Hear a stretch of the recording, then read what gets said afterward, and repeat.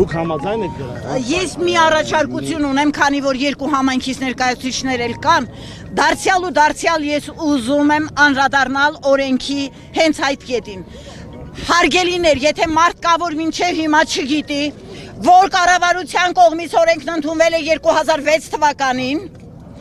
եւ 19 տարի չեն անդրադարձել այդ կետին, հետո 2021 թվականին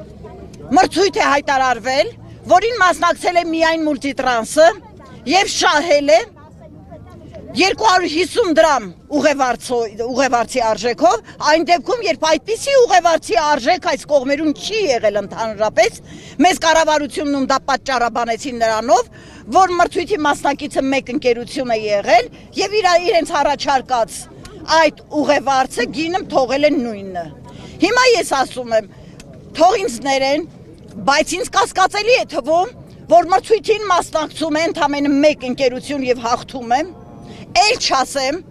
որ օրենքը ընդունվում է 2006 թվականին եւ 19 տարի չի գործում ընդհանրապես, իսկ 2021 թվականին մրցույթ հայտարարելուց հետո եւս 4 տարի չի գործում եւ որոշում են միկրոավտոբուսները երթուղի բերել 2025 թվականին եւ արդեն աստղաբաշխական գներով։ Հիմա ասեմ, ես հարց եմ բարձրացրել նաև կառավարությունում։ Այս ընթացքում արդյոք բարելավվել է այն խոցելի խավերի կյանքը, որոնք նվազագույն աշխատավարձ եւ նվազագույն կենսաթոշակ են ստանում։ Իսկ բոլորս գիտենք, որ հանրային տրանսպորտից օգտվում են հենց այդ խավի մարդիկ եւ ընտանիքներ կան կոնկրետ Պրոշյանում, որի անդամներից 4-ը նույնիսկ 5-ը օգտվում են հանրային տրանսպորտից։ Հանրային տրանսպորտից են օգտվում նաև մեր զոհված զինվորների ընտանիքի անդամները, երեխաներ, 3 երեխա, կինը, ծնողները, նրանք ի վիճակի են տանելու այս ֆինանսական բեռը։ Ես ուղղակի այս դեպքում պահանջում եմ, ուղղակի այո, պահանջում եմ, որ հարգեն այն մարդկանց ընտանիքների իրավունքները, ովքեր իրենց կյանքը չխնայեցին հայրենիքի համար։ Իսկ մենք, մեր կառավարությունը, մեր, ինչ ասեմ, թո իշխանավորները չէ, մեր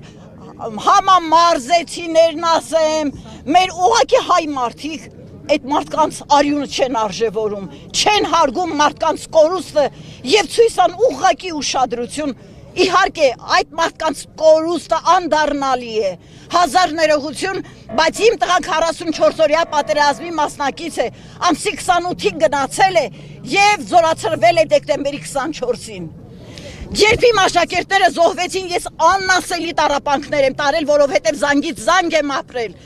Ես փառք Աստծո կորուստ չեմ ունեցել, բայց իմ աշակերտները իմ հարազատներն են։ Նրանք եւս ինձ համար են զոհվել, մեզից յուրաքանչյուրի համար են զոհվել։ Այսօր մենք պարտավոր ենք գնահատել նրանց։ Հարգելի լրագրողներ, շատ ներողություն եմ խնդրում։